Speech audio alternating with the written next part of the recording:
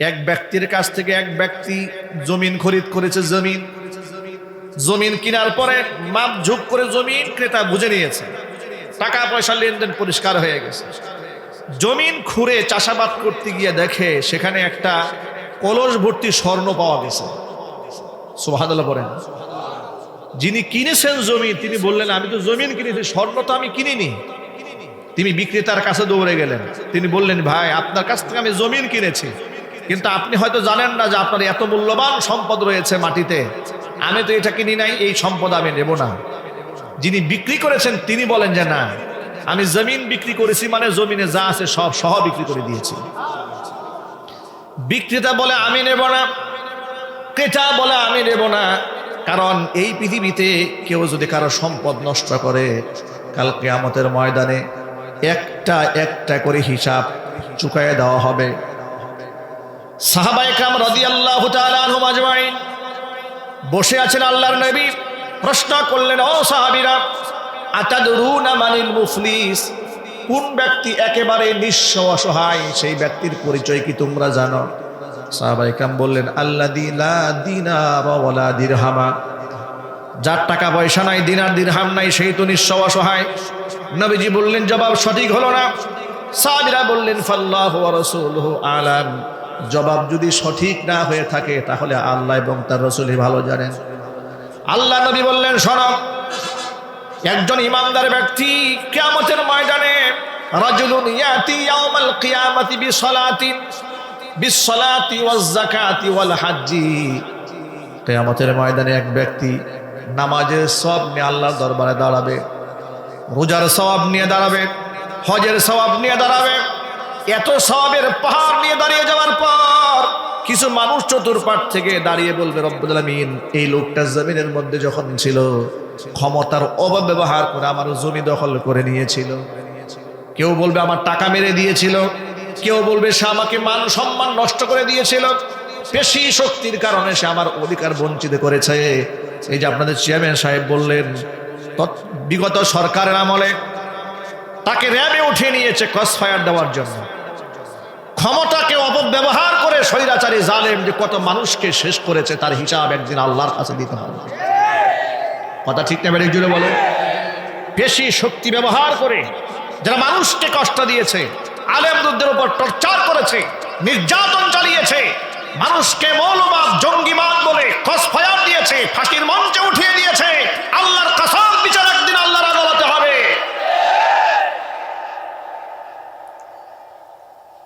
আল্লাহ নবী বলেন, শোনো, কিয়ামতের ময়দানে বান্দা নামাজের সওয়াব নিয়ে উঠবে, হজের সওয়াব নিয়ে উঠবে, যাকাতের সওয়াব নিয়ে উঠবে, অসংখ্য পাওনাদার চতুর্পাশে দাঁড়ায় যাবে। রব্বুল আলামিন ক্ষমতার মসনদে বসার কারণে, পেশি শক্তির কারণে সে আমার জমি দখল করে নিয়েছে, আমি দখল করতে পারি নাই। ও আমার টাকা মেরে দিয়েছে, ও আমার অধিকার হরণ করেছে, ও আমাকে গালমন্দ করেছে, যত মানুষের অধিকার সে নষ্ট করেছে। আল্লাহর দরবারে সমস্ত মানুষগুলা ওই ব্যক্তিকে আসামির কাঠগড়ায় দাঁড় করিয়ে আল্লাহ পাক তো আহকামুল হাকিমিন, তার কাছে বিচার দায়ের করবে। আপনারা এক বাক্যে জবাব দিয়ে বলেন তো সকলে মিলে, আল্লাহ পাক কি জুলুম করবেন কারোর উপরে? সবাই বলেন, আল্লাহ পাক কি কারোর উপর জুলুম করবেন? কারো অধিকার নষ্ট করবেন? আল্লাহ তাআলা তখন ওই ব্যক্তিকে বলবেন, যত মানুষের কাছে তোমার পাওনা আছে সমস্ত মানুষকে তাদের পাওনা বুঝিয়ে দাও। ব্যক্তি তখন আল্লাহকে ডেকে বলবে, রব্বুল আলামিন, পাওনা কি করে বুঝিয়ে দেব? আমার কাছে এখন তো জমি জমা নাই, টাকা পয়সা নাই, কি করে পাওনা বুঝিয়ে দেব? আল্লাহ পাক বলবেন, যদি জমি জমা টাকা পয়সা দিয়ে পাওনা বুঝিয়ে দিতে না পারো, আমল নামার মধ্যে যে সওয়াবগুলো আছে সওয়াবগুলা এদের আমল নামায় দিয়ে তাদের পাওনা বুঝিয়ে দাও। এইভাবে সে একজন একজন ব্যক্তিকে যাদের অধিকার হরণ করেছিল দেওয়া শুরু করবে। নামাজের সওয়াব শেষ হবে, রোজার সওয়াব শেষ হবে, হজ যাকাতের সমস্ত সওয়াবগুলো শেষ হয়ে যাবে। একটা পর্যায়ে আমল নামা তার নীল হয়ে যাবে, এতেও কিছু পাওনাদার বাকি থেকে যাবে। পাওনাদার বলবে, রব্বুল আলামিন, আমাদের তো এখনো পাওনা আছে এই লোকের কাছে, লোক বলবে রব্বুল আলামিন এতক্ষণ পর্যন্ত তো নেকি যা ছিল সব মানুষকে দিয়ে দিয়েছি, এখন তো আমার আর আমলনামার মধ্যে কোনো নেকি নাই, তাহলে কি দেব? আল্লাহ পাক আহকামুল হাকিমিন তখন বলবেন নেকি সব দিয়ে দিয়েছো, দেওয়ার মতো যেহেতু কিছু নাই, অন্ততপক্ষে ওদের আমলনামার গুনাহগুলো নিজের আমলনামার মধ্যে নিয়ে জাহান্নামে চলে যাও। নিজের সমস্ত আমলনামা যা সে কষ্ট করে অর্জন করেছিল দুনিয়া থেকে সবগুলাকে ধ্বংস করে দিয়ে অন্যের আমলনামার গুনাহগুলো নিজের কাঁধের উপর চাপিয়ে নিয়ে এসে জাহান্নামে নিক্ষিপ্ত হবে। একটু জোরে আওয়াজে বলেন নাউজুবিল্লাহ। নবী করিম সাল্লাল্লাহু আলাইহি ওয়াসাল্লাম বলেছেন এই ব্যক্তি হচ্ছে মুফলিস, মানে এই হচ্ছে পৃথিবীর সবচেয়ে নিঃস্ব ব্যক্তি, এর চেয়ে অসহায়, এর চেয়ে দিনহীন, এর চেয়ে ফকির, এর থেকে হতভাগা, এর থেকে বড় সর্বহারা পৃথিবীতে আর কেউ নাই, পরকালে সর্বহারা হয়ে যাবে। ভাইরা আমার, এই কথাটা, এই ঘটনাটা আপনাদের সামনে বলার উদ্দেশ্য রাখি, ওই যে দুই ব্যবসায়ীর মধ্যে মোকালামা চলছে যে না আমি এ স্বর্ণ নেব না, যিনি বিক্রি করেছেন তিনি বলে এটা আমারও নয়, যিনি কিনেছেন তিনিও বলে আমারও নয়। কি সোনার জামানা, আল্লাহু আকবার বলবেন না ভাই, কি জামানা সেটা। আর আমাদের জমানায় লোকেরা জমি রেজিস্ট্রি করেছে, সাক্ষী ছিল, এক জমি 3 জায়গায় বিক্রি করেছে।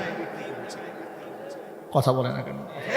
এই ভণ্ড দেশে নাই, এক জমি বাবাও বিক্রি করেছে, ছেলেও বিক্রি করেছে, নাতিও বিক্রি করে, বিক্রি শেষ হয় না।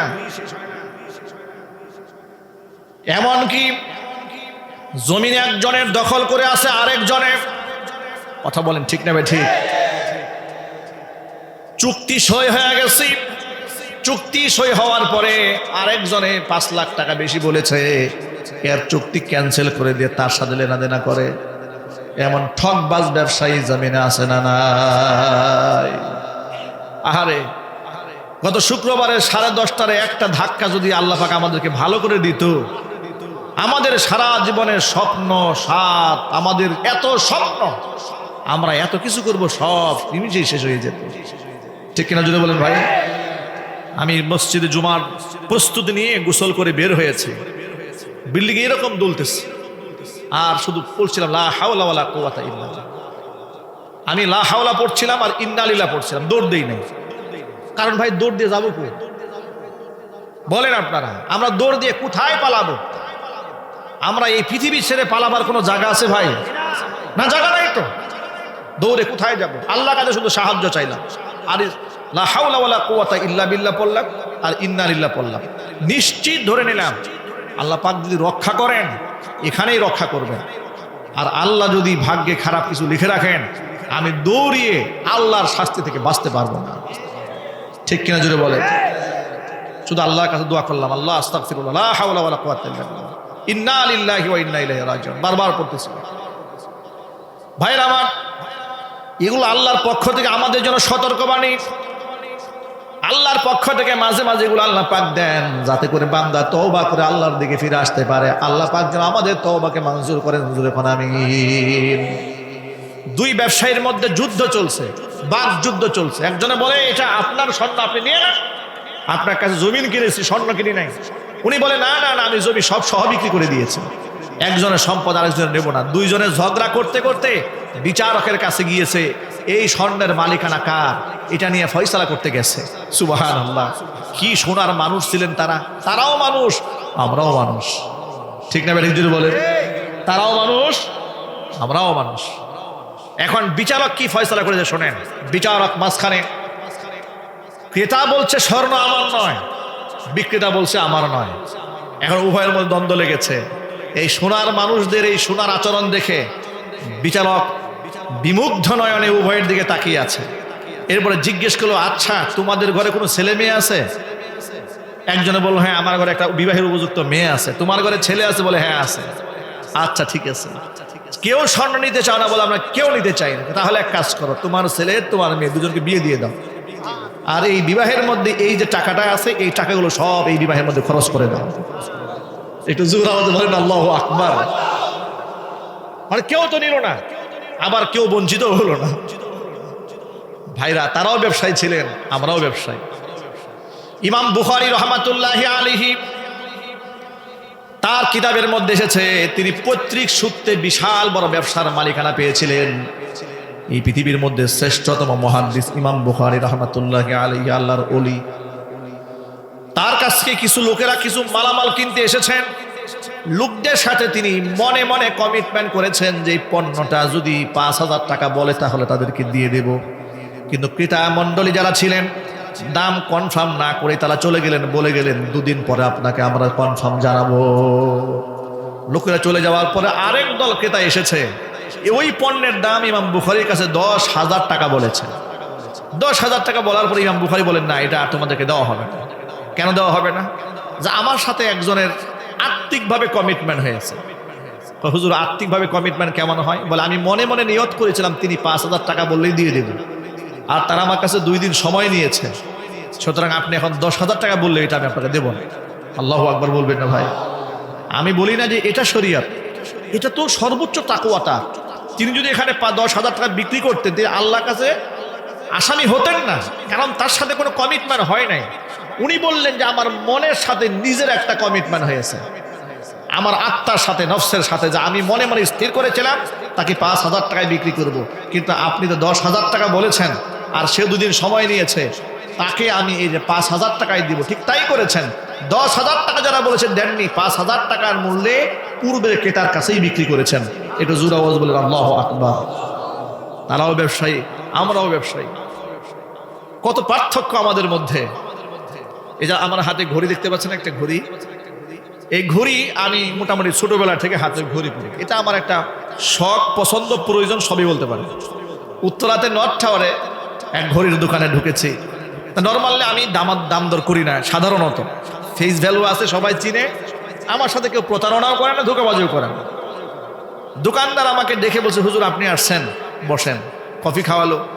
আচ্ছা হুজুর, একটা ঘড়ি দেখায়, সুন্দর একটা ঘড়ি এসেছে। আমাকে একটা ঘড়ি দেখালেন, দাম জিজ্ঞেস করলাম কত টাকা, বলেন 23,000 টাকা। আমি বললাম কম রাখার কোনো সুযোগ আছে? বলে, হুজুর কম রাখলে একেবারেই প্রফিট মার্জিন, তো এটা আপনি 20,000 টাকা দিলেই হবে। আচ্ছা ঠিক আছে, আমি নিয়ে চলে আসছি। এই যে আমার আগে যেন আলোচনা করলেন আব্দুল হান্নান বেলালি, আমার হাতে ঘড়ি দেখে আমাকে বললেন, ভাই ঘড়িটা অনেক সুন্দর, কোথায় পেলেন? ওমজাইতে কিনেছে। আচ্ছা দেখি আমি তলব করে দেখি উনি কোন কোন দোকানে ঘুরে ফিরে সেম কোম্পানির ঘড়িটা পেয়েছেন। তো উনি কিনে আনলেন, এনে আমাকে বলছেন, দেখেন তো ভাই ঘড়ি ঠিক আছে? বলে, হ্যাঁ সবই ঠিক আছে। দাম কত? প্রায় 10,000 টাকা দিয়ে কিনেছি। কি সুবহানাল্লাহ বলবো না নাউজুবিল্লাহ বলবো?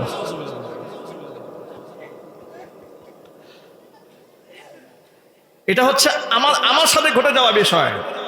চিন্তা করেন, আমরা আবার দোকানে গেলে তারাই আমাদেরকে বলে, হুজুর আপনি আসছেন, আপনার সাথে মিথ্যা কথা বলবো? কি বলেন? আসছে না? আপনি আসছেন দোকানে, আপনার সাথে মিথ্যা কথা বলবো? আমরা যে বার্গেনিং করলাম না, এটা হচ্ছে তার রেজাল্ট। মানুষ সুযোগ পেলে এরকম আমানতদারিদের খেয়ানত করে। আল্লাহ পাক কেন রাসূল পাক সাল্লাল্লাহু আলাইহি ওয়াসাল্লাম বলেছেন, ইউহশারুত তুজ্জারু ইয়াওমাল কিয়ামাতি ফুজ্জারান, কিয়ামতের দিন ব্যবসায়ীদেরকে পাপিষ্ঠদের কাতারে আল্লাহ উঠাবেন। এমনি বলেন, কারণ তাদের কর্মের কারণে। পক্ষান্তরে সৎ এবং ইনসাফগার যারা, সত্যবাদী আমানতদার ব্যবসায়ী যারা আছেন, তাদের হাসর আল্লাহ পাক নবীদের সাথে দান করাই দিবেন। জোরে বলেন সুবহানাল্লাহ। আল্লাহ পাক যেন আমার ব্যবসায়ী ভাইদেরকে এই কথাগুলো বোঝার তৌফিক দান করেন। আমাকে একটা গুরুত্বপূর্ণ সাবজেক্ট আজকে নির্ধারণ করে দেওয়া হয়েছে, সেটা হচ্ছে ঈমান। ঈমান হচ্ছে একটা মানুষের জীবনের সবচেয়ে মহামূল্যবান সম্পদের নাম। ঈমান এর আবিধানিক অর্থ হচ্ছে বিশ্বাস। ঈমান মানে কি জোরে বলেন তো ভাই? বিশ্বাস করা, আস্থা রাখা, এগুলো লুগাতান আবিধানিক অর্থে। পারিভাষিক অর্থে ঈমান কাকে বলে? ঈমান হচ্ছে আল্লাহর পক্ষ থেকে নবী করিম সাল্লাল্লাহু আলাইহি সাল্লামের উপরে যে কিতাব নাজিল হয়েছে, এমনকি আল্লাহ রাসূল সাল্লাল্লাহু আলাইহি সাল্লামের উপরে যত আহকামাত এসেছে, সমস্ত আহকামাতগুলো অন্তর দিয়ে বিশ্বাস করা। এক। 2 নাম্বার, সেটা মুখ থেকে স্বীকার করা, ইকরার বিল লিসান, জবান দিয়ে স্বীকার করা। আমল বিল আরকান, অঙ্গ প্রত্যঙ্গের মাধ্যমে সেটা বাস্তবায়ন করা। ঈমানের এটা হচ্ছে সংজ্ঞা। প্রিয় ভাইরা, একটা কথা মনে রাখেন, কোরআনে কারীম এবং সুন্নাতে যা বর্ণিত হয়েছে, একটি অংশের মধ্যে সন্দেহ করলেও ঈমান থাকবে না, ঈমান বরবাদ হয়ে যাবে। আল্লাহর দেওয়া যাবতীয় বিধান আমরা হাসি মুখে মানতে রাজি আছি ইনশাআল্লাহ। জোর আওয়াজে বলেন, আল্লাহর দেওয়া কোনো বিধানে প্রশ্ন করার কোনো অধিকার কি ভাই আমাদের আছে? আরো চিৎকার দিয়ে বলেন আছে। এই যে বাউল শিল্পীরা সব সময় দেখবেন যে আল্লাহর বিধানকে প্রশ্ন তোলে। ওই যে গতকালকে দেখেছেন না, এক কি সরকার, আবুল সরকার মানিকগঞ্জ গ্রেফতার হয়েছে। আল্লাহ তাআলার ব্যাপারে শব্দ কি বলেছেন সেটাও তো আপনারা শুনে ফেলেছেন। সম্ভব না, শুধু আমি সহজ বাংলায় বলে দিই, সে বলেছে আল্লাহ এক মুখে কয় কথা বলে। আরো জোরে, এটা তো আমি শালীন ভাষায় বলেছি, তার ভাষা এটা, মুখ থেকে বলাও পাপ, কানে শোনাও পাপ। এমন মারাত্মক কথা আল্লাহর শানে বলেছে। নাউযুবিল্লাহি মিন যালিক। শিরকি কথাবার্তা, বেয়াদবি বলা, জিন্দিক মার্কা কথাবার্তা আল্লাহর সাথে তারা ব্যবহার করে। এমনকি আল্লাহ পাকের আহকামাতের উপর সব সময় তারা চ্যালেঞ্জ করে। আল্লাহ রাব্বুল আলামিন আদম আলাইহিস সালাতু ওয়াস সালামকে সৃষ্টির পরে জান্নাতের ভিতরে গন্ধম ফলের গাছ লাগিয়ে দিলেন, সেখানে যেতে আল্লাহ পাক বারণ করলেন, লা তাকরাবা হাদিহিস শাজারাতা ফাতাকুনা মিনাজ জালিমিন। এই গাছের ধারে কাছেও যাবে না, গাছের ফল ভক্ষণ করবে না, জালেমদের অন্তর্ভুক্ত হয়ে যাবে। হযরত আদম আলাইহিস সালাতু ওয়াস সালাম শয়তানের ওয়াসওয়াসায় পড়ে গন্ধম ফল ভক্ষণ করেছিলেন। আল্লাহ তাআলা তাকে জান্নাতের পোশাক গা থেকে খুলে নিয়েছিলেন, জান্নাত থেকে তাকে বের করে দিয়েছিলেন সস্ত্রীক।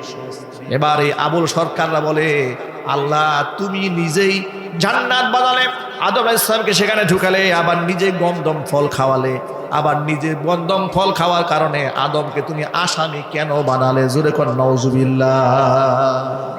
আল্লাহর শানে কেন শব্দ উচ্চারণ করার হিম্মত এই বিয়াদবেরা সব সময় করে? এজন্য বলি, আলেম ওলামারা, কাদিয়ানীরা, কুখ্যাত কাদিয়ানীরা কাফের, তাদের ব্যাপারে জাতিকে যেভাবে সতর্ক করে, এই কুখ্যাত বাউল শিল্পী, নাস্তিক, জিন্দিক, কাফের, এদের ব্যাপারেও জাতিকে সতর্ক থাকতে হবে। এগুলো কুখ্যাত কাফের, এরা সবসময় রাসূলের সুন্নাহ নিয়ে, ঈমান নিয়ে, আদর্শ নিয়ে, দাড়ি নিয়ে তামাশা করে বলছে যে এক দাড়ির মধ্যে 70টা করে ফেরেশতা থাকে, ফেরেশতার ভার সহ্য হয় না, এই জন্য দাড়ি রাখি নাই। কোথায় পাইছে ভণ্ডামি কথাবার্তা এগুলো? কোথায় পেয়েছে শয়তানি কথাবার্তা? এগুলো প্রতিনিয়ত তারা ইসলাম নিয়ে তামাশা করে। ঈমান নিয়ে, ইসলাম নিয়ে, সুন্নাহ নিয়ে ইস্তেহজা করলে তার ঈমান থাকে? ঈমান নষ্ট হয়ে যায়। আল্লাহ রাব্বুল আলামিন যেন আমাদের সতর্ক থাকার তৌফিক দান করে, জোরে কোন আমিন। ভাইরা আমার, যে কথা বলতে চেয়েছিলাম সেটা হলো, ঈমান কাকে বলে? ঈমান হচ্ছে আল্লাহর নবী সাল্লাল্লাহু আলাইহি ওয়াসাল্লামের উপর আল্লাহ পাক যা নাজিল করেছেন, হাসি মুখেই মেনে নেওয়া, কোনো প্রশ্ন করা যাবে না যে আল্লাহ তাআলা এটা কেন দিলেন। যেমন আপনি যদি প্রশ্ন করেন যে আল্লাহ 5 ওয়াক্ত নামাজ তুমি কেন দিলা, ফজর নামাজটা বাদ দিয়ে দিতা, ঠান্ডা লাগে ওই সময়, এই প্রশ্ন করা যাবে? নাউযুবিল্লাহ পড়েন। আল্লাহ আমাদেরকে যা দিয়েছেন আমরা কি খুশি না নারাজ? আর চিল্লাই বলেন, একটু জোর আওয়াজে বলেন আলহামদুলিল্লাহ। আল্লাহ পাক বান্দার কল্যাণ চান। আল্লাহ পাক কোরআন মাজিদে বলেছেন, লা ইউকাল্লিফুল্লাহু নাফসান ইল্লা বুসাহা। মানুষের সাধ্যাতিরিক্ত কোনো জিনিস মানুষের উপর আমি আল্লাহ চাপিয়ে দেইনি। ইউরিদুল্লাহু বিকুমুল ইউসরা ওয়া লা ইউরিদু বিকুমুল উসরা। মানুষ তোমাদের জন্য আমি আল্লাহ সহজতর চাই, তোমাদের জন্য কোনো বিধানকে আমি আল্লাহ তাআলা কঠিন করে দিতে চাই না। যেমন নাকি আল্লাহ পাক তার বান্দার জন্য সহজ করেছেন, ঠিক ওইরকম ভাবে নবী করিম সাল্লাল্লাহু আলাইহি সাল্লাম উম্মতের জন্য আমালগুলো সহজভাবে উপস্থাপন করেছেন। হুজুর বলেছেন, লাউলা আন আশুক্কা আলা উম্মতি লা আমারতুহুম বিসওয়াকি ইনদা কুল্লি সালাতিন। নবীজি বলেন, নামাজের আগে দিয়া এই যে মিসওয়াক করার যে ফজিলত, এত মর্যাদা, হুজুর বলেছেন মিসওয়াক করে কোনো ব্যক্তি যদি নামাজে দাঁড়ায় 70 গুণ সওয়াব আল্লাহ পাক আমলনামায় বৃদ্ধি করে দেন। হুজুর বলেছেন, জিবরাইল যতবার আমার কাছে এসেছে আমাকে মিসওয়াকের কথা বলেছে, আমাকে এত বলেছে, আমার মাঝে মাঝে ভয় হতো এটা কি আমার উম্মার জন্য ওয়াজিব করে দেওয়া হয় নাকি। হুজুর বললেন, লাউলা আন আশুক্কা আলা উম্মতি, যদি আমার উম্মতের জন্য বিষয়টা কঠিন মনে না করতাম, লা আমারতুহুম বিসওয়াক ইনদা কুল্লি সালাতিন। এত ফজিলত, এত বেশি ফজিলত, আমার উম্মতের কষ্ট হবে এটা যদি আমার বিবেচনায় না থাকতো, 5 ওয়াক্ত নামাজে উম্মতকে আমি মিসওয়াক করা বাধ্যতামূলক করে দিতাম। হাদিস থেকে শুধু এক্সাম্পলটা দিয়েছি বুঝাবার জন্য, আমাদের জন্য যেন আমল সহজ হয়, নবীজি সেটা করেছেন। আমাদের জন্য যেন আমল সহজ হয়ে যায়, বিধানগুলো আল্লাহ আমাদের জন্য সহজ বানিয়ে দিয়েছেন। সুস্থ শরীরে আপনি দাঁড়িয়ে নামাজ পড়েন। নবী করিম সাল্লাল্লাহু আলাইহি সাল্লাম বললেন, দাঁড়িয়ে নামাজ পড়তে কষ্ট হয় তো বসে পড়েন, বসেও যদি কষ্ট হয় তো শুয়ে পড়েন, শুয়েও কষ্ট হয় চোখের ইশারা পড়েন।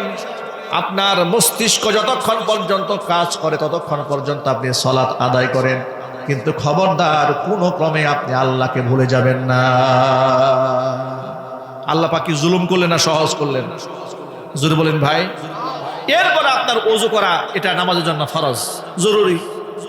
কোরআন মাজিদ আল্লাহ পাক নির্দেশ দিয়েছেন, ইদা কুনতুম ইলাস সালাতি ফাগসিলু ওয়ুজুহাকুম ওয়া আইদিয়াকুম ইলাল মারাফিকি ওয়ামসাহু বিরুউসিকুম ওয়া আরজুলাকুম ইলাল কাবাইন। ওযুর নির্দেশ কে দিয়েছেন জোরে বলেন? তো আপনি এমন একটা জায়গায় গেলেন যেখানে পানি নাই, কি করবেন আপনি? ইসলাম বাধ্য করে নাই যে না পানি তোমাকে জোগাড় করতেই হবে, এমন বাধ্য করে নাই। আপনি অসুস্থ মানুষ যদি ঠান্ডা পানি দিয়ে ওযু করেন আপনি আরো অসুস্থ হবেন। ইসলাম আপনার জন্য সহজ করে দিয়েছে। আল্লাহ রাব্বুল আলামিন এত আসান করেছেন, জমিনের মাটি পর্যন্ত আমাদের জন্য পবিত্র বানিয়ে দিয়েছে। এত সহজ ইসলাম, অথচ সেই ইসলাম নিয়ে আমাদের প্রশ্ন কেন থাকবে ভাই? ইসলাম নিয়ে কোনো প্রশ্ন করা যাবে না, ঈমান নিয়ে কোনো তর্ক করা যাবে না। আল্লাহ এবং আল্লাহর পক্ষ থেকে নাজিলকৃত সমস্ত আহকামাতের উপরে হাসি মুখে ঈমান আনার নাম হচ্ছে মুমিন, মুসলমান। এর মধ্যে যদি প্রশ্ন করেন তাহলে ঈমান থাকবে না।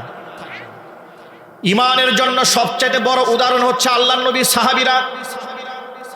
সূরা বাকারার মধ্যে আল্লাহ পাক সাহাবীদের ঈমানের প্রশংসা করে বলেছেন, وَإِذَا قِيلَ لَهُمْ آمِنُوا كَمَا آمَنَ النَّاسُ قَالُوا أَنُؤْمِنُ كَمَا آمَنَ السُّفَهَاءُ أَلَا إِنَّهُمْ هُمُ السُّفَهَاءُ وَلَكِنْ لَا يَعْلَمُونَ।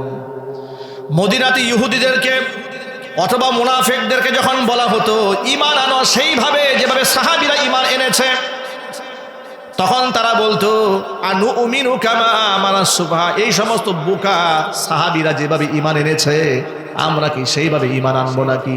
আল্লাহ পাক বলেন, আমার নবীর সাহাবীরা বোকা নয়, বরং তাদেরকে যারা বোকা বলে তারাই আসলেই বোকা।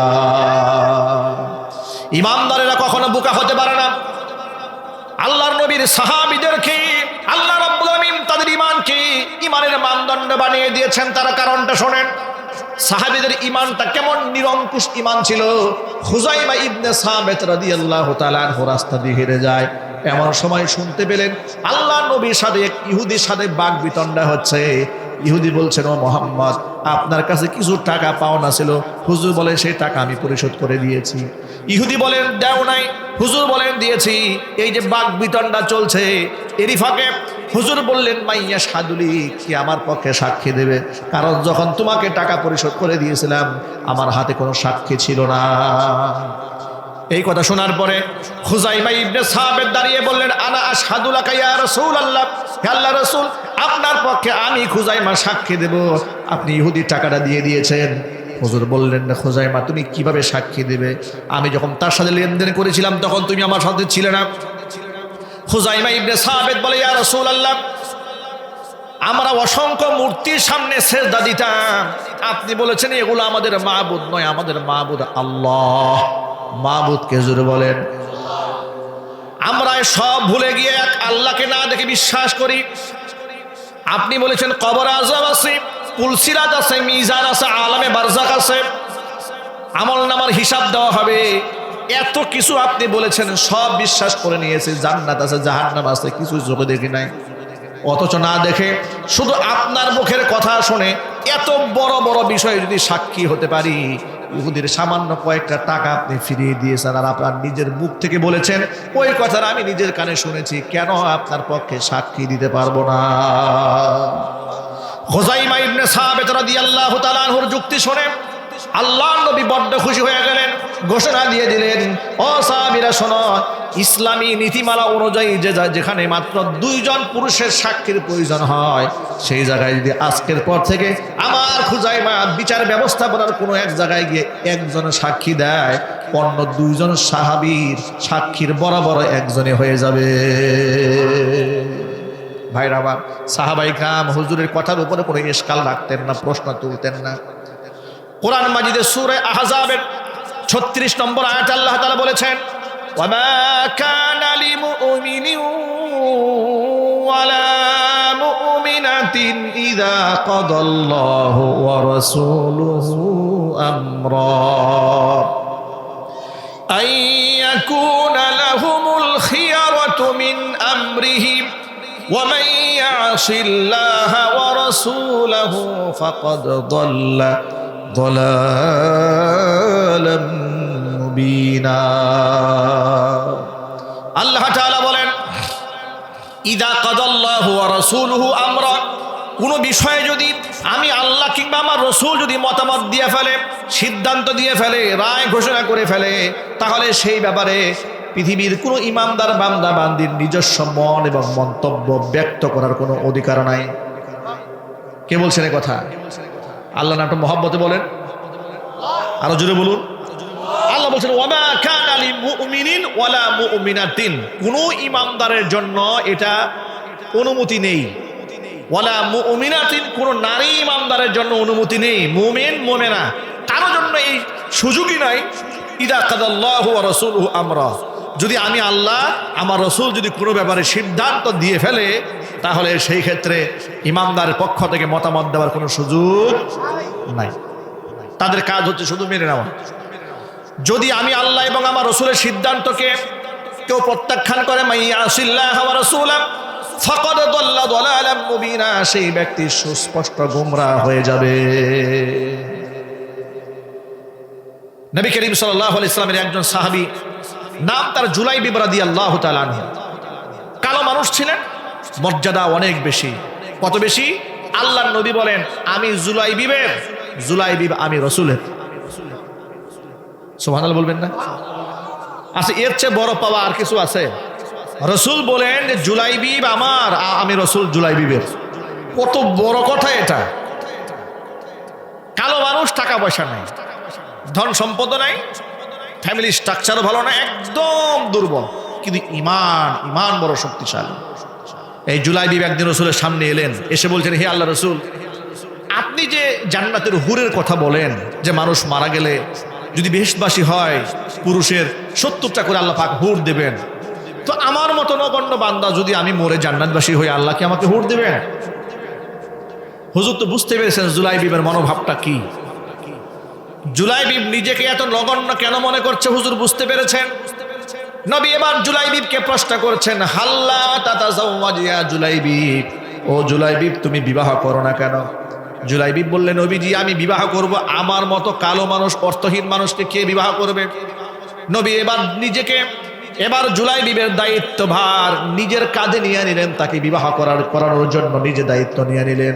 চতুর্দিক থেকে পাত্রী তালাশ করা শুরু করলেন। খোঁজখবর নিতে নিতে জানতে পারলেন একজন আনসারী সাহাবীর ঘরে সুন্দরী এক রমণী আছে, সুন্দরী একটা মেয়ে আছে। হুজুর তাকে ডাকলেন, জিজ্ঞেস করলেন, তোমার ঘরে বিবাহের উপযুক্ত মেয়ে আছে? বলে হ্যাঁ আছে। তো বিবাহের পয়গাম পাঠালাম আমার পক্ষ থেকে। এটা শুনে সাহাবী মহা খুশি হয়ে গেছে, মনে করেছে রাসূল নিজে বিবাহ করবেন। এই কথা শুনে উনি খুব খুশি হয়ে তিনি বলেছেন, শোনো, প্রস্তাব দিয়েছে আমার সাহাবী জুলাইবিবের পক্ষ থেকে। আল্লাহু আকবার বলেন। জুলাইবিবের নামটা শুনে আনসারী সাহাবীর মনটা একটু খারাপ হয়ে গেছে, কারণ জুলাইবিব দেখতে কালো মানুষ, ওনার মেয়ে অনেক সুন্দরী। এত সুন্দরী একটা মেয়ের সাথে এরকম একটা ছেলের বিবাহ হবে, এটা আত্মিকভাবে মানতে পারলেন না। কিন্তু রাসূলের সামনে যে না বলবেন, এটাও তো করা যাচ্ছে না। তিনি বললেন, হে আল্লাহর নবী, আপনি যদি আমাকে একটু সুযোগ দেন, বিষয়টা একটু ঘরে পরামর্শ করে আসি। হুজুর বলেন, ঠিক আছে যাও। ঘরে গেলেন, মেয়েকে আলাদা রাখলেন, বিবিকে একান্তে কাছে ডাকলেন, ডেকে গোপনে বললেন যে রাসূলের পক্ষ থেকে একটা বিবাহের পয়গাম এসেছে আমাদের মেয়েদের জন্য।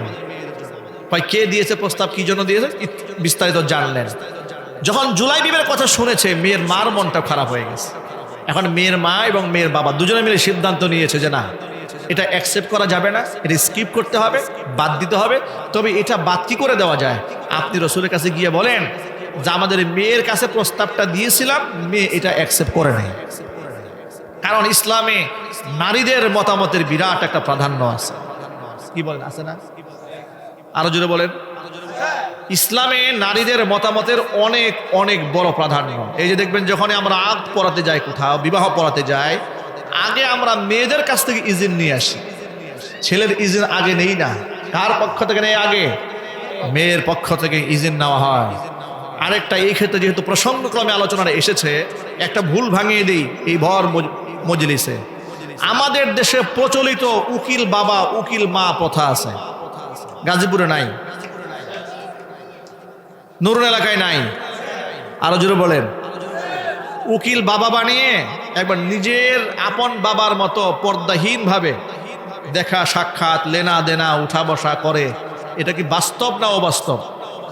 এটা হারাম। এটা কি হারাম? এই যে উকিল প্রথা, এইভাবে উকিল প্রথা, এটা জায়েজ নয়, বৈধ নয়। উকিল মানে কি? কার্যনির্বাহী। উকিলের বাংলা কি? কার্যনির্বাহী। যেহেতু একটা মেয়ে বর মজলিসে এসে বলতে পারবে না যে আমি এই প্রস্তাবে রাজি হয়েছি, এটা আমাদের মা জাতির জন্য লজ্জা, এটা শরম। আল্লাহ পাক নারী জাতিদের আলাদা একটা স্বাতন্ত্র্য রেখেছেন, ব্যক্তিত্বকে ইসলাম রক্ষা করেছে। এই জন্য বলেছে পুরুষরা ভর মজলিসে থাকলেও মেয়েরা ভর মজলিসে থাকবে না। একে সঙ্গোপনে আড়ালে মেয়ের বাবা, মেয়ের দাদা অথবা মেয়ের আপন বড় ভাই, এক কথায় মেয়ের মাহারাম, তারা সেখানে গিয়ে মেয়ের পক্ষ থেকে অনুমতিটা নিয়ে আসবেন। সুবহানাল্লাহ পড়েন। এই যে যিনি অনুমতি নিয়ে আসলেন উনি হলো উকিল। উনি কি? এটা হলো ইসলামের ওয়াকিল। আর এই ওয়াকিলটা আমরা কোথায় নিয়ে ঠেকাইছি দেখেন। বড় বড় রাজনীতিবিদ, এমপি, মন্ত্রী, চেয়ারম্যান, মেম্বার, এদেরকে উকিল বানায় উদ্দেশ্য সাধন করার জন্য। ঠিক না ঠিক? আওয়ামী লীগের মেয়ে বিয়ে হয়, বিএনপির নেতারে উকিল বানায়। আবার বিএনপির নেতার বিয়ে হয়, আওয়ামী লীগের লোক এমপি বানায়। সুবিধা কি জানেন? কোন দল কখন ক্ষমতায় যায় আর আসে, অসুবিধা যেন না হয়। কথা ঠিক না ঠিক জুড়ে বলেন। এটা আমার বহুত দেখা আছে, জানা আছে, এই জন্য বললাম। ব্যালেন্স করে, মোতাদিল, ভারসাম্য ঠিক রাখে, গুতা গুজানো না করতে হয় যে আপনি মামলা খেলেন আমি ঠেকাবো, আমি মামলা খেলে আপনি ঠেকাবেন। এগুলো কি বাংলাদেশে আছে না নাই? আরো জোরে বলেন। আহা, হারাম। কোথায় পেয়েছেন এই উকিল প্রথা? কে শিখিয়েছে আপনাদেরকে? উকিল বাবা উকিল মা বানিয়ে বসে আছে না, এটা জায়েজ নাই। মেয়েদের কাছ থেকে যিনি উকিল, মেয়েদের কাছ থেকে, মেয়ের কাছ থেকে যিনি ইজিন নিয়ে আসেন তিনি হলো ওয়াকিল। তিনি কি? ওয়াকিল। আর মেয়ের কাছে সরাসরি গায়রে মাহারাম যেতে পারবে? অবশ্যই মাহারামরা যাবে। প্রথম যাবে তার বাবা, বাবা নাই দাদা যাবে, দাদা নাই মেয়ের বড় ভাই যাবে। ঠিক না বেরিয়ে দিতে পারে যে গার্জিয়ান আছে যে যাবে, তাও নাই মেয়ের চাচা যাবে, আপন চাচা, তিনি যাবেন, তিনি ওয়াকিল। তিনি ওয়াকিল মানে কার্যনির্বাহী। তো মেয়ের পক্ষ থেকে ইজিনটা ইসলামে খুব গুরুত্বপূর্ণ। এই জন্য আনসারী সাহাবী এবং তার স্ত্রী দুজনে মিলে পরামর্শ করলেন, হুজুরের কাছে গিয়ে আমরা বলবো ও আল্লাহর নবী, আমাদের মেয়ের কাছে প্রস্তাব দিয়েছিলাম, মেয়ে প্রস্তাবে রাজি হয় নাই। এই সিদ্ধান্ত নিয়ে বাবা ঘর থেকে বের হয়ে যাচ্ছে। ঠিক ওই মুহূর্তে মেয়েটা বাবাকে ডাক দিয়ে, আব্বাজান আপনি দাঁড়ান, আমাকে পর্দার আড়ালে রেখে যে আপনারা যে কথোপকথন করেছেন আমি সব শুনে নিয়েছি। আপনারা কার প্রস্তাব প্রত্যাখ্যান করতে যাচ্ছেন? আল্লাহ রসুলের। আল্লাহু আকবার বলেন। আল্লাহ রসুলের প্রস্তাব প্রত্যাখ্যান করতে যাচ্ছেন, এত সাহস আপনাদের? আল্লাহ পাক কোরআন মাজিদে সূরা আহজাবের 36 নম্বর আয়াতে কি বলেছেন এটা কি আপনার মনে নাই? মেয়েটি বাবাকে স্মরণ করিয়ে দিয়ে বলছে, শোনেন, আল্লাহ পাক কোরআন মাজিদে সূরা আহজাবের 36 নম্বর আয়াতে স্পষ্ট ঘোষণা দিয়েছেন, ওমা কানা লিমুমিনিন ওয়ালা মুমিনাতিন ইযা কাদাল্লাহু ওয়া রাসূলুহু আমরা। ইমানদার বান্দাবান্দীদের কোনো সুযোগ নেই। আল্লাহ পাক এবং তার রাসূল যদি কোনো সিদ্ধান্ত নিয়ে ফেলে, মতামত দিয়ে ফেলে, তাহলে সেখানে আমাদের মতামত দেওয়ার তো কিচ্ছু যায় আসে না। আমার নবীজি যেহেতু আমার জন্য এই জুলাই বিপকে পছন্দ করেছে, এখানে আমার ভিন্ন মত দেওয়ার কোনো সুযোগ নাই। আপনি হুজুরকে গিয়ে বলেন আমাদের মেয়ে আপনার দেওয়া প্রস্তাব হাসি মুখে মেনে নিয়েছে। ভাইরা, ইসলামে মানুষ শারীরিক সৌন্দর্যতা দিয়ে মূল্যায়িত হয় না, তাকওয়া দিয়ে মূল্যায়িত হয়, আমল দিয়ে মূল্যায়িত হয়।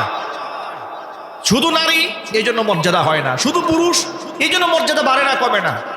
আমল দিয়ে মর্যাদা অনেক অনেক উপরে চলে যায়। আল্লাহু আকবার বলেন। ভাইরা আমার, এই কথাটা কেন বললাম? বলার উদ্দেশ্য হলো ইমানদার ব্যক্তির মূল প্রতিপাদ্য বিষয় এটাই হবে, আমার আল্লাহ যে বিধান আমাদেরকে দিয়েছেন কোনো প্রশ্ন চলবে না। আল্লাহ 5 ওয়াক্ত নামাজ ফরজ করেছেন, আমাদের প্রশ্ন করার কোনো সুযোগ আছে? আরো জোরে বলতে হবে সুযোগ আছে। 5 ওয়াক্ত নামাজ পড়তে আমরা বাধ্য, ঠিক না বেটা? জোরে বলেন। ইসলাম দিন, এটা জিবরাইলের পক্ষ থেকে এসেছে। জিবরাইল আলাইহিস সালাতু ওয়াস সালাম রাসূলকে দিন শিখিয়েছেন, ঈমান শিখিয়েছেন। জিবরাইলের প্রশংসা করে আল্লাহ সূরা নাজমে বলেছেন, আল্লামাহু শাদীদুল কুওয়া, এক শক্তিশালী ফেরেশতা আমার রাসূলকে ওহীর তালিম দিয়েছে। জোরে জোরে বলেন আল্লাহু আকবার। ওমরে ফারুক রাদিয়াল্লাহু তাআলা আনহু থেকে একটা বর্ণিত হাদিস বলেই আলোচনা শেষ দিকে নিয়ে যাব। আপনারা কি বেশি বিরক্ত হচ্ছেন? কষ্ট বেশি লাগতেছে?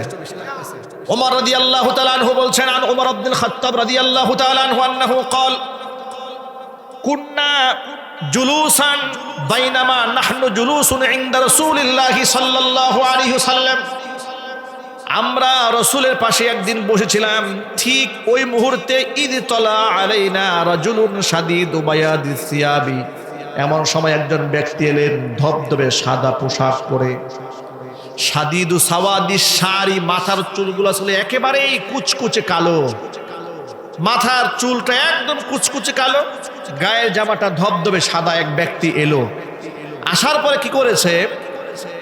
ফাজালাসা ফাসনাদা রুকবাতাইহি ইলা রুকবাতাইহি, নবী করিম সাল্লাল্লাহু আলাইহি সাল্লামের হাঁটুর সাথে হাঁটু লাগিয়ে বসেছে।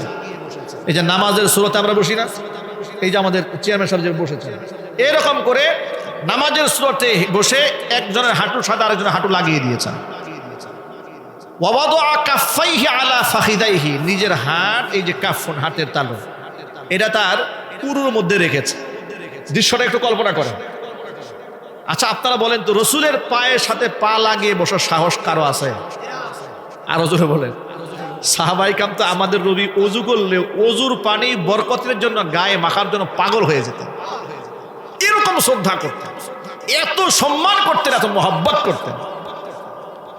তো সেই সময়ে উনি একেবারে হাঁটুর সাথে হাঁটু গেড়ে বসলেন, আবার উরুর মধ্যে হাত রাখলেন, এসে বলেন, ইয়া মুহাম্মদ মাল ইসলাম, হে মুহাম্মদ বলেন তো ইসলাম কি জিনিস? হুজুরকে প্রশ্ন করছে। নবী করিম সাল্লাল্লাহু আলাইহি সাল্লাম বলেন, ইসলাম হচ্ছে আনতা শাহাদা আল্লা ইলাহা ইল্লাল্লাহ ওয়া আন্না মুহাম্মাদার রাসূলুল্লাহ ওয়া তাকুমাস সালাত ওয়া তুতিয়াজ যাকাত ওয়া তাহুজ্জাল বাইতা ইন ইসতাতা'তা ইলাইহি সাবিলা ওয়া তাসুমা রমাদান। তিনি বলেন, হুজুর সাল্লাল্লাহু আলাইহি ওয়াসাল্লাম জবাব দিচ্ছেন, ইসলাম হচ্ছে এ কথার সাক্ষ্য দেওয়া যে আল্লাহ ছাড়া কোনো মাবুদ নাই, মুহাম্মদ সাল্লাল্লাহু আলাইহি ওয়াসাল্লাম আল্লাহ পাকের প্রেরিত রাসূল, এ কথার সাক্ষ্য দেওয়া, এরপরে নামাজ কায়েম করা, যাকাত প্রদান করা, সামর্থ্য থাকলে হজ করা, রমজানের রোজা রাখা। এই প্রশ্নের জবাব শোনার পরে তিনি বলছেন যে সদ্দাক্তা, আপনি সঠিক জবাব দিচ্ছেন।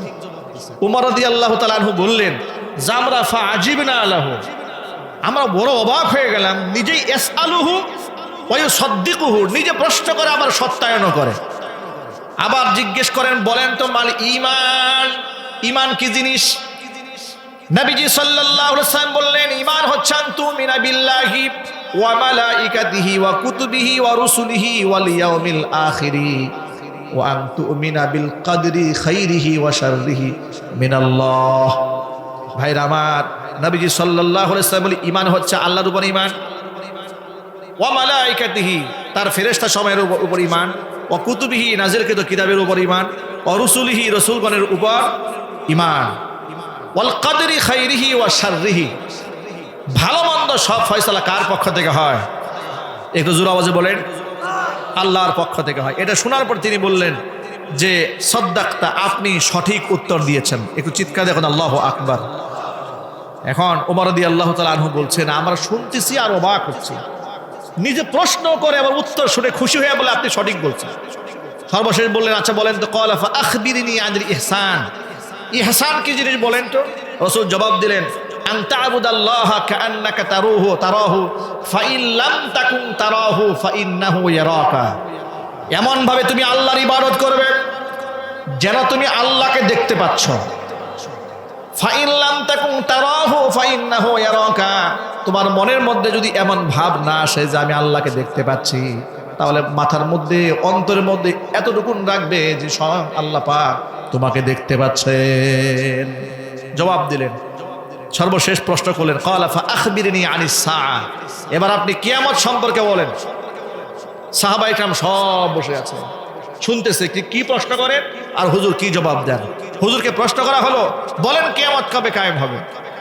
আল্লাহ নবী তখন প্রশ্নের জবাবে বলছেন, মাল মাসউলু আনহা বিআলামা মিনাস সাইল, আমাকে যে প্রশ্ন করা হয়েছে এই ব্যাপারে যিনি প্রশ্ন করেছেন তিনিও যেমন জানেন না, আমিও তেমন জানি না। এটা হচ্ছে ভাবার্থ। শাব্দিক অর্থ হচ্ছে মাল মাসউলু আনহা বিআলামা মিনাস সাইল, অর্থাৎ প্রশ্ন যাকে করা হয়েছে তিনি প্রশ্নকারীর চেয়ে এই ব্যাপারে অধিক অবগত নন, কারণ কিয়ামতের জ্ঞান একমাত্র কার কাছে আছে? আরো জোরে বলতে হবে, কার কাছে? হুজুর সাল্লাল্লাহু আলাইহি সাল্লামকে তখন তিনি বললেন, ক্বালা ফাআখবিরনি আন আমারাতিহা, যদি কিয়ামত কবে হবে বলতে না পারেন কিছু আলামত বলেন।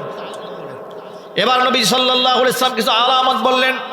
হুজুর বললেন, আন তালিদাল আমাতু রাব্বাতাহা ওয়া আন তারাল হুফাতাল উরাতাল আলাতা রিআ আশ-শাই ইয়াতাতাওয়ালুনা ফিল বুনিয়ান, দেখতে পাবে কিয়ামতের আগে আন তালিদাল আমাতু রাব্বাতাহা, দাসী তার মনিবকে জন্ম দেবে। এমনকি এমন ভিখারি, এমন হতভাগা, এমন দুর্বল গরিব যে খালি পায়ে চলে, গায়ে ভালো জামা কাপড় পরতে পারে না, এই সময়ে এই সমস্ত ব্যক্তিরা হঠাৎ করে এত বড় লোক হবে, ইয়াতাতাওয়ালুনা ফিল বুনিয়ান, বড় বড় ইমারত বিল্ডিং এর প্রতিযোগিতামূলক বাড়ি বানাবে। বাস্তবতা কি এই সমাজে আছে না নাই? আরো জোরে বলেন। ওমর রাদিয়াল্লাহু তাআলা আনহু বললেন, এই প্রশ্নগুলো রাসূলকে করা হলো, রাসূল জবাব দেন, সুম্মান তালাকা, লোকটা চলে গেল। এই লোকটা চলে যাওয়ার পরে ফালাবিস্তু মালিয়ান, আমরা কিছু সময় অপেক্ষা করলাম। হুজুর আমাদেরকে জিজ্ঞেস করলেন, সুম্মা ক্বালা ইয়া ওমর, হে ওমর, আতাদরি মানে সাইল, এই প্রশ্নকারী কে? তোমরা কি জানো? তুমি জানো এটাকে? তিনি বললেন যে আল্লাহু ওয়া রাসূলুহু আ'লাম, আল্লাহ এবং তার রাসূলই ভালো জানেন।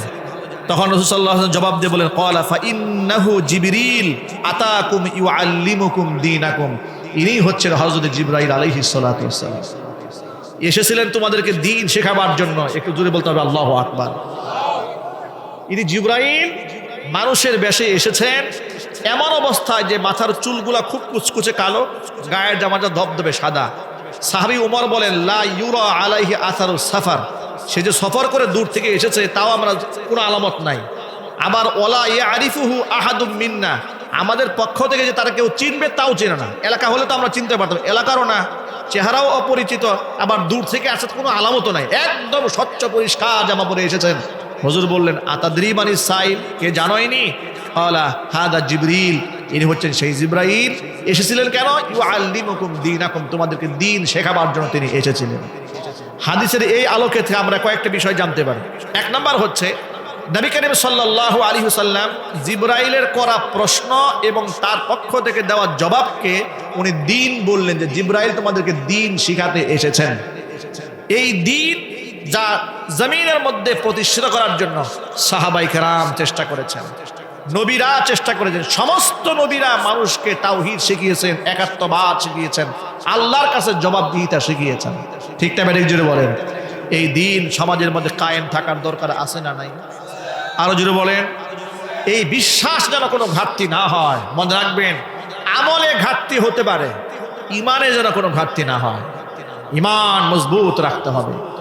ইমানকে কিভাবে মজবুত রাখতে হবে শোনেন। কোরআন মাজিদ আল্লাহ তাআলা সূরা মুজাদালার একেবারে শেষ আয়াতে 28 নম্বর পারা হিফজ কোরআন মাজিদের 4th নম্বর পৃষ্ঠার শুরুতে বলেন, লা তাজিদু কওমান ইউমিনুনা বিল্লাহি ওয়াল ইয়াউমিল আখির ইউআদ্দুনা মান হাদ্দাল্লাহা ওয়া রাসূলাহু ওয়ালাউ কানু আবাহুম আও আবনাআহুম আও ইখওয়ানাহুম আও আশীরাতাহুম উলাইকা কাতাবা ফি কুলুবিহিমুল ঈমানা ওয়া আইয়াদাহুম বিরূহিম মিন। লা তাজিদু কওমান ইউমিনুনা বিল্লাহি ওয়াল ইয়াউমিল আখির, আমি আল্লাহর উপর ঈমান আনে, আমার পরকালের উপর ঈমান আনে, এইরকম কোন ব্যক্তিদেরকে, কোন জাতিকে আপনি পাবেন না যে ওই সমস্ত ব্যক্তিদের সাথে মহাব্বত রাখে যারা আমি আল্লাহ এবং আমার রসুলের সাথে দুশ্মনী করে। আল্লাহর দুশ্মন যারা, রসুলের দুশ্মন যারা, আল্লাহর দুশ্মন আর রসুলের দুশ্মনদের সাথে ইমামদারদের হৃদয়ের কোনো সম্পর্ক থাকতে পারে না। কথা বলতে হবে ঠিক কিনা? এমনকি ওই সমস্ত দুশ্মনেরা ওয়ালাউ কানু আবাহুম, যদি তাদের বাবাও হয়, ওয়ালাউ কানু আবনাহুম, সন্তানও যদি হয়, আও ইখওয়ানাহুম, যদি ভাইও হয়, আও আশিরাতাহুম, নিকটতম আত্মীয় স্বজন যদি হয়, প্রয়োজনে আত্মীয়তার সম্পর্ক ছিন্ন করে দেব, ভাই ভাইয়ের সম্পর্ক ছিন্ন হয়ে যাবে, পিতা পুত্রের সম্পর্ক ছিন্ন হয়ে যাবে, কিন্তু আল্লাহ এবং রসুলের সাথে সম্পর্ক ছিন্ন করা যাবে না। ঠিক না ব্যাটিক যদি বলেন? ইমানদারদের ঈমান এরকম মজবুত হতে হবে। আল্লাহর সাথে সম্পর্ক টিকিয়ে রাখতে গিয়ে আত্মীয় স্বজনের সাথে সম্পর্ক ছিন্ন করা যাবে, কিন্তু খবরদার আল্লাহর সাথে সম্পর্ক ছিন্ন করা যাবে না। সাদ বিন আবি ওয়াক্কাস রাদিয়াল্লাহু তাআলা আনহুর নাম শুনেছেন আপনারা? সাদ বিন আবি ওয়াক্কাস রাদিয়াল্লাহু তাআলা আনহুর নাম শুনেছেন? আশারায়ে মুবাশশারার অন্তর্ভুক্ত, জান্নাতের সুসংবাদ প্রাপ্ত 10 জন সাহাবীদের অন্যতম একজন হচ্ছে সাদ বিন আবি ওয়াক্কাস রাদিয়াল্লাহু তাআলা আনহু। একেবারে ইসলামের প্রাথমিক যুগেই তিনি ইসলাম কবুল করেছিলেন। ইসলাম কবুল করার পরে তার মা হিমনা বিনতে আবি সুফিয়ান, মা এই সাদ বিন আবি ওয়াক্কাসকে বলল, সাদ তুমি কোরআন মানো? বলে হ্যাঁ মানি। ইসলাম মানো? তো তাও মানি। তো তুমি যদি কোরআন মানো, তোমার কোরআনেই তো বলেছে মায়ের আনুগত্য করতে, তা আমি মা হয়ে তোমাকে নির্দেশ দিচ্ছি তুমি ধর্ম ছেড়ে দিয়া পৌত্তলিকতার ধর্মে ফিরে আসো। কথা বুঝতে পেরেছেন? আর মাকে তিনি প্রচন্ড মানতেন এবং ভালোবাসতেন। আর ইমামদারেরা মাকে কেন মানবে না?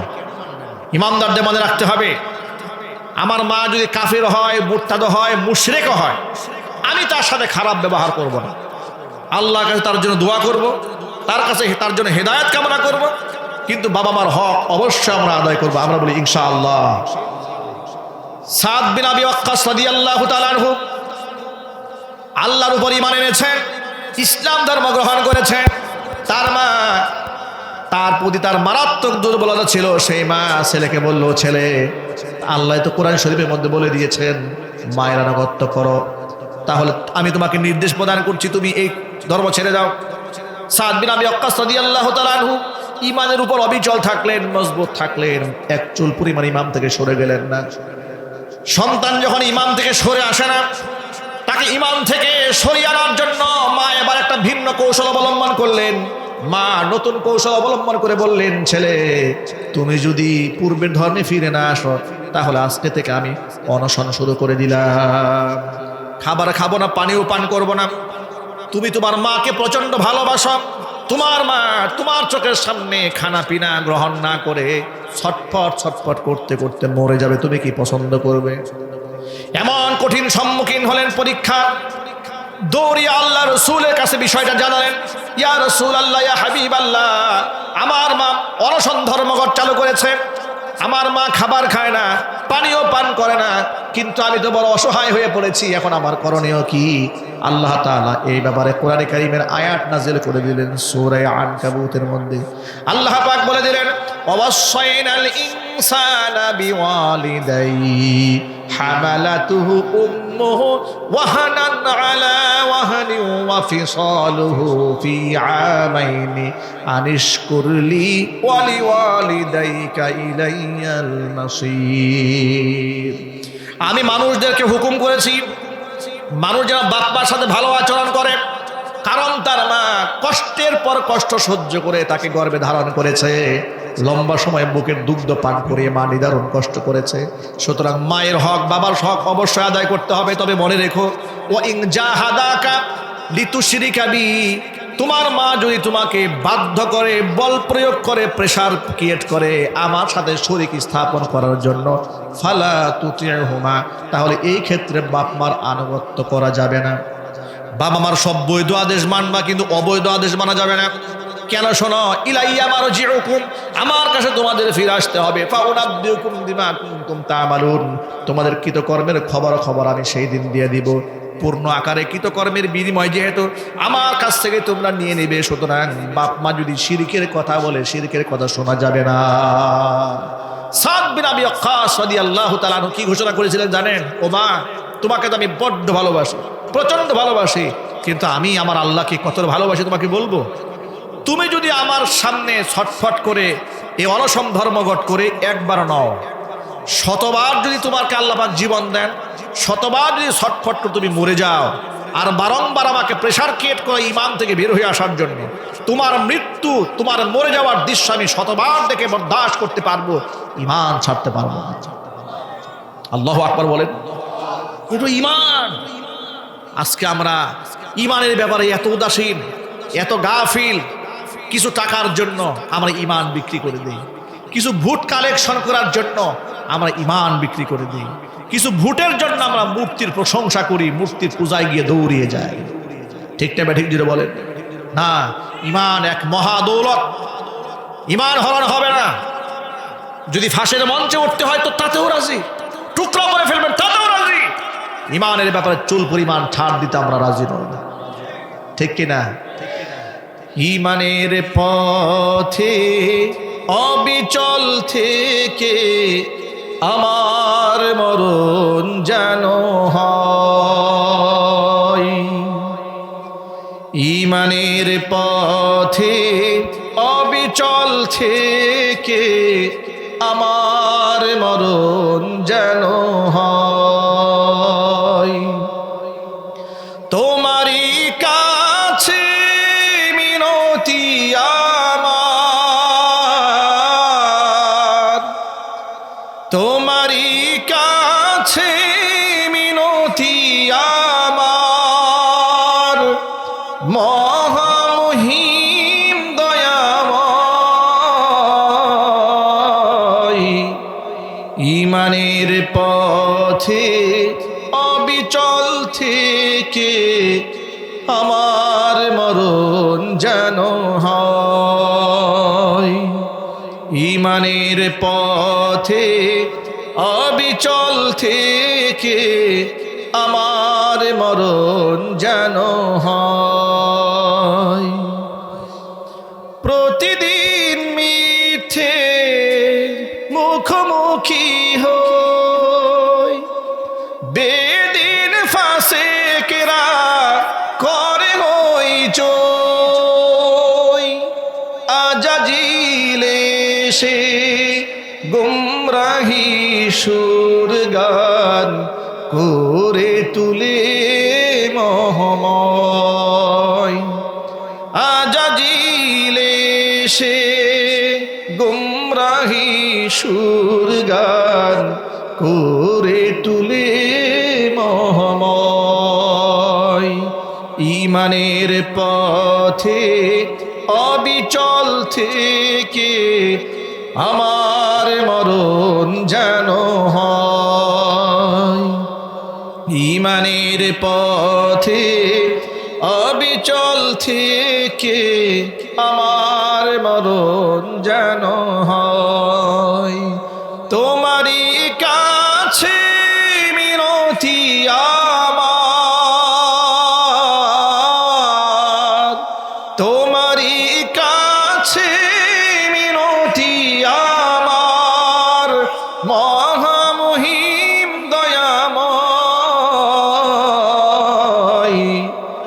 ইমানের পথে অবিচল থেকে আমার মরণ যেন হয়। ইমানের পথে অবিচল থেকে আমার মরণ যেন হয়। সকলেই বলুন আল্লাহুম্মা আমিন। এটা আল্লাহ পাকের পক্ষ থেকে বড় দৌলত। ইমানি অবস্থা যদি আমাদের মৃত্যু হয়, এটা আল্লাহর পক্ষ থেকে সবচেয়ে বড় নিয়ামত। কত মানুষ জীবনে ভালো কাজ করেছে কিন্তু শেষ মুহূর্তে সে ইমান হারা হয়ে মারা গেছে।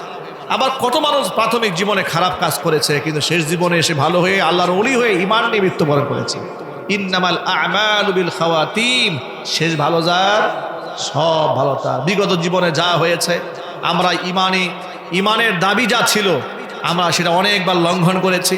আমরা নামাজ ছেড়ে দিয়েছি, রোজা ছেড়েছি, হজ জাকাত বাদ দিয়ে দিয়েছি। আজকের পর থেকে আমরা তওবা করব। আল্লাহ পাক যেন এই সমস্ত গুনাহ আমাদেরকে মাফ করে দেন। সকলেই বলেন আল্লাহুম্মা আমিন। খাস দিলে কি আমরা তওবা করতে পারবো না ইনশাআল্লাহ? দেখুন এই যে মহা ভূমিকম্প, মহা প্রলয়ের আপনার আবহাওয়াবিদরা বারবার আমাদেরকে সতর্ক করছেন, বারবার সতর্ক করছেন।